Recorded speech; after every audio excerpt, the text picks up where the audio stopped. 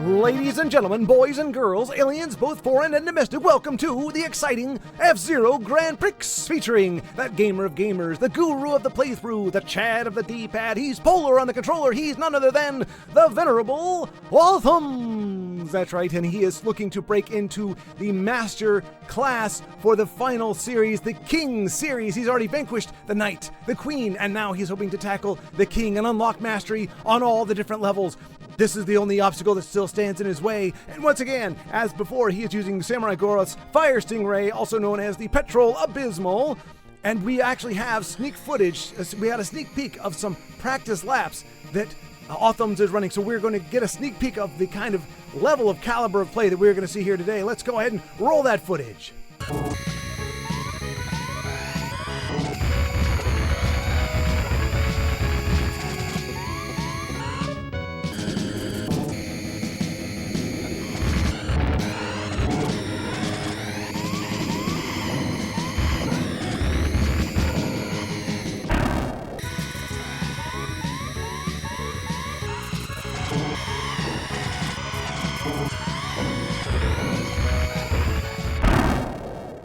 What can you say? But what an amazing player. He's really built the stakes up here. I don't know about you, but I don't see how anybody could possibly hope to overcome an obstacle like that. What a showman is Awlthums. I'm sure he was just tantalizing us with the difficulty level that we are about to witness, just so that we do not take his amazing run for granted. Speaking of that amazing run, let's go ahead and take a look at that. Now, tuning in, we start once again with Mute City 3. Mute City, short for Mutant City. I said that every time, but it's only because I had no clue, and I think it's fascinating. Got a good bump off of Blue Falcon, but Pyko squirms around him. And Blue Falcon, nope, trying to overcome him as well. You think he would be with his better acceleration. Oh my gosh, the Grape!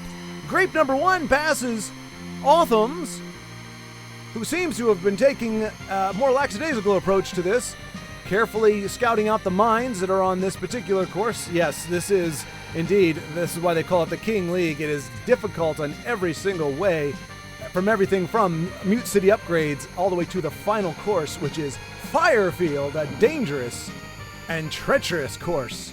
If ever there was one, and there was one, and it is Firefield. It's circular reasoning, but I don't care. Let's continue watching. Blows by the khaki car, still in rank 3, still trailing Pyko. Pyko's still on his screen, and he seems to be approaching there with using the S-Jet.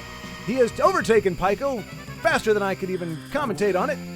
Takes a turn, not ideal, but well enough that he is now gaining on the Golden Fox, who is in rank 1 on this third lap. Someone was threatening for him. Oh my goodness! And the Golden Fox, Dr. Stewart fell foul of the khaki car, and so he is now behind. And burning another S-Jet is Awlthums. Coming around that turn, let's see if he can handle it better this time. He does not. He swings a little bit wide, about 10 kilometers lost on that, but he is all right, stabilizing now with 2 laps to go. Just churning and burning in the Petrol Abysmal. Khaki trying to get in his way. He avoids Khaki, goes through some of the barriers, but that's all right. Better those than the Khaki car rear-ending. Those are always a trajectory for failure, as we saw in his montage. And here we go, final lap. He is in great position with an S-Jet to burn, flying by the khaki car. It's hard to believe this is expert. Then again, Awlthums is an expert, so I guess it kind of makes sense. The bomb car, is he going to be able to get around it, or is he going to? He is going to get around it, burning that S-Jet to get through the minefield. Very strategic play there. And coming around the last button hook, able to avoid the khaki car, and probably the best way we've seen him take the turn, and he's going to cross the finish line in first place with nary an opponent in sight. What an exciting finish, and Pyko trying to make it as if it was a close call. Actually, one of the first times we've ever seen Pyko come in behind. Usually it is always the Golden Fox. Deathwind 2, we saw not a great performance in the preview. Hopefully we'll see a better performance here in the actual event.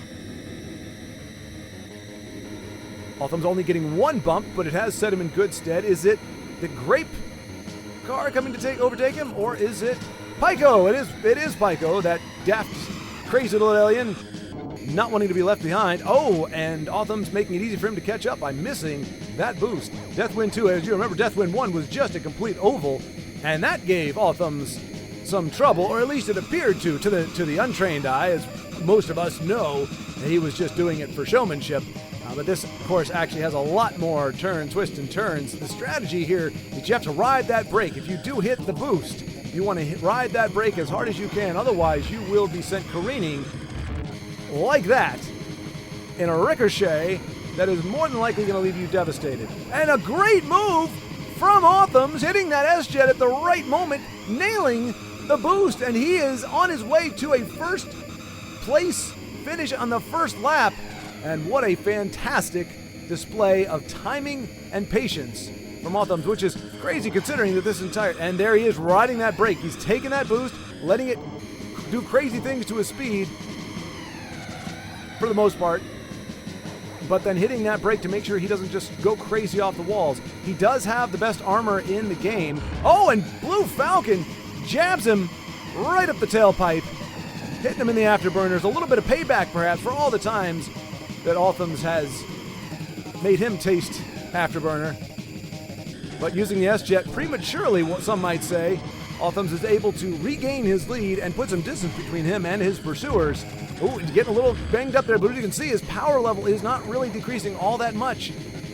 You never want to get down to where it's low enough where it's blinking and you're powered down, because then you not only have a lack of speed, but you are very close to the explosion, as, again, we saw happen in the preview. But this is nothing like that preview. He is just in first place, running like the champ, and there is the collision, but he's able to recover, able to stabilize in a way that nobody else in this world could. No mortal man could do what this gamer is doing right now. I stake my...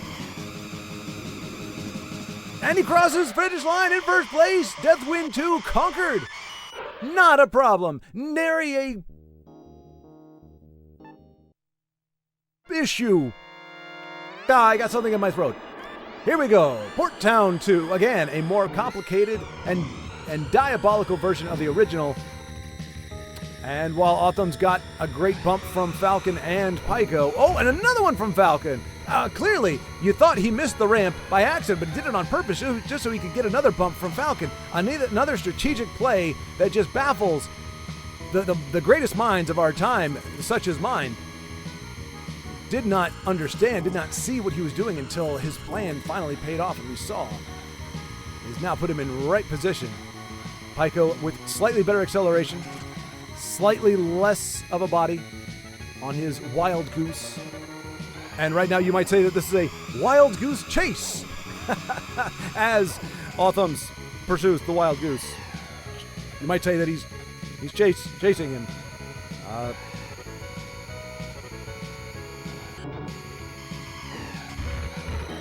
Oh, what carnage! What carnage! And Pyko was still out ahead somehow, and the lime number 1 has slipped through as well, and that has put Awlthums in an embarrassingly distant position at rank 5. I can't imagine what strategy he's employing here, but there is no doubt in my mind that he will be rectifying the situation shortly. 3 laps to go. No reason to worry. Whoa, okay, maybe there's a little reason to worry. Awlthums might be under the influence of some performance-altering substance of some kind. Of course, we know that's not true. You could not compete at this high level with any kind of barriers to your mental faculties and your coordination. This just requires perfect timing and heightened reflexes. And look, like Blue Falcon decided he was going to go the other way. Maybe he's trying to win by going backwards. In any case, it's all good for Awlthums. And he's coming up on Pyko. 2 green cars in front of him. He is looking, swinging to the left, swinging to the right. The 2 green cars just unified against him. Khaki car joining in the mix. Khaki and green, not a great combination.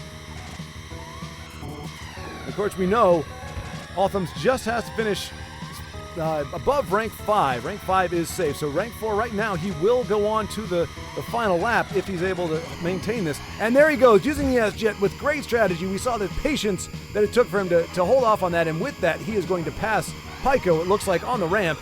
And he is on his way, pursuing the Gold Fox. I know I wouldn't have this any other way. I cannot believe that I doubted for any moment that he was doing this for any other reason other than to show a fantastic comeback. And how exciting is this? I'm barely not wetting my pants from excitement. Is that a thing? Do people, in fact, wet their pants from excitement? I've heard it happens out of fear. Oh my goodness gracious! Oh my goodness gracious! But if you could wet your pants out of excitement, I would happen right here, because look at that finish. Pulling it out at the last moment with this strategic S-Jet. And Mr. Stuart and the Wild Goose now chasing behind Awlthums. Red Canyon 2. Again, another upgrade from Red Canyon 1 that we saw. Red Canyon 1 being very, very simplistic and almost a little bonus level, especially for the Fire Stingray and what its strengths are. But this one actually has an added bonus. There is an arrow, a ramp arrow off the beaten trail, that if you're able to hit that, it is an extra shortcut, and it makes this all but an assured victory. Awlthums all over the place, and here it is. The arrow nails it, and look at that, first place easily. And that's going to give him a lot of wiggle room. If he does fall behind, he will be able to catch up without a doubt, hitting that arrow boost. And this may be our first sleeper of the day, folks, as we just watch him cruising. Rank 1 from the start. Took that turn a little wide and does avoid the bomb car. Was unable to hit 2 successive ramps. It does require you to let off the gas in order to hit those perfectly. And Awlthums not carrying a bit. Oh my goodness. Oh, and there it was. Oh, okay. We are seeing some ricochet strategy here as he tries to outmaneuver it, and luckily he avoided all those cars that passed him. Otherwise, he would have been in dire trouble. Okay, and the lime puts the lime in the coconut. I don't know, I'm suffering from some kind of mental fatigue here, folks, but luckily Awlthums has brought his A game. And he's going to pass the lime. He's wasting away in Margaritaville. I don't know, are limes synonymous with margaritas? I feel like they are, but I'm not entirely sure. Do they? No, it's salt. They put salt on the, I don't know, maybe it's sugar. Who knows? But we know, aside from taking a bomb to the face, Awlthums is in fantastic position, moving up on Blue Falcon. I can't recall how we got so far, but oh, that's right, going into that the straightaway that was anything but a straightaway, as we'll see here. Kind of reliving the trauma of that moment, of that second lap, I believe it was. This was all good, and then right here, I believe there was a collision of some kind, and he was just pinballing all over the place. If for no other reason, realizing that I was falling asleep, that you were falling asleep watching this incredibly boring race, he decided he would take a step back, put his pride behind him, put other racers in front of him, and then now we see him just asserting his dominance at will on the final lap. Rank 1, no question about it. Khaki car, be damned. Bomb car, be gone. Here goes Awlthums with 2 S-Jets. Make that 1 S-Jet to spare, and even rams the khaki car, and no pursuers in sight. Oh, there is the the gold fox, bringing up the rear, and boy howdy, what a rear is he bringing up. Firefield, this is the bane of every racer in this game. This is by far the most punishing course. Fantastic music, as is the case with the rest of the game. But boy, is this one a doozy. Lots of these hairpin turns in a row. As you can see, just looking at the map, it looks like somebody took a wet noodle and bent it all to heck. And then you add the racers involved. Once again, Grape number 1, who's made a lot of cameos in this class. And that's where it only gets worse when you get into Master. Those little non-pilots, the cars that don't have a profile in the instruction book, even they are your primary competitors. So Awlthums not doing fantastic, but also not doing poorly, despite some jousting from Grape. And a little bit of unnecessary ricocheting there. Well, at least I think it is. Maybe he's trying to lower his power in order to handle the turns better. That's a thing, I've decided.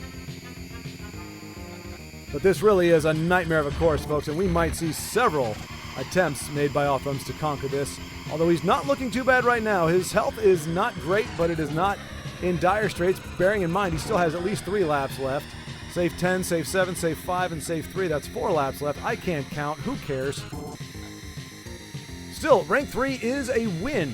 If he is able to finish in rank 3, that is still technically a win. Even though he will not be first place, he will take to the podium, which is good enough to advance him to the master level.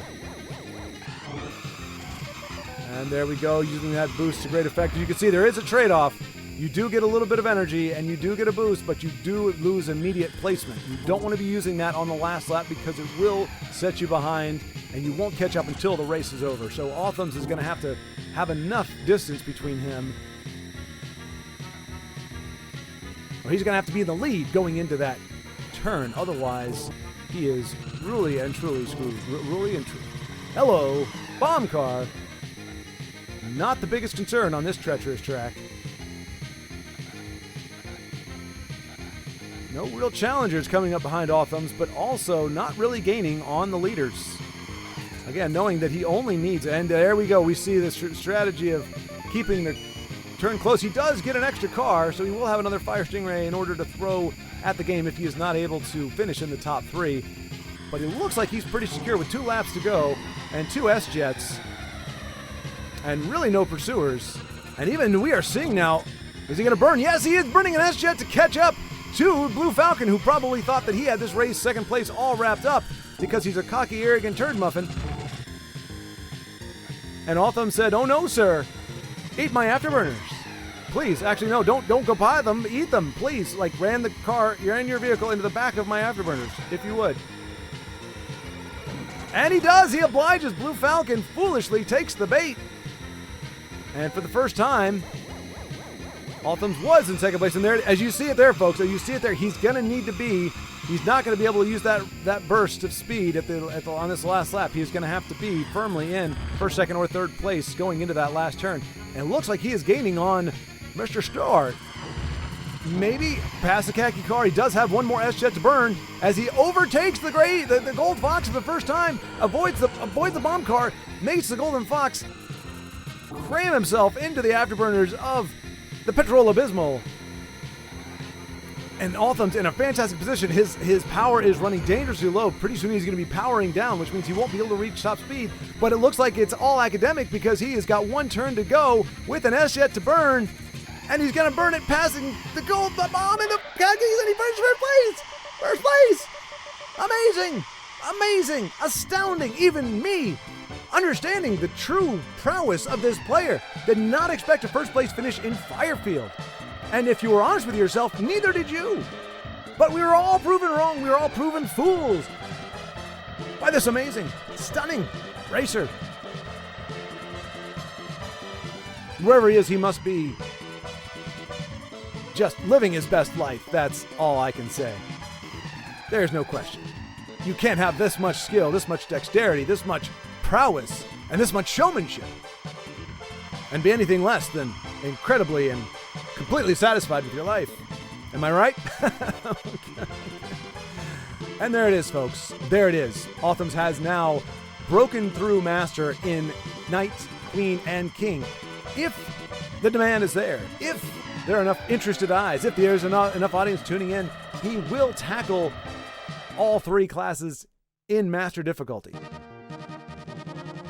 But that is quite an undertaking, and it will require some prompting. See you next time.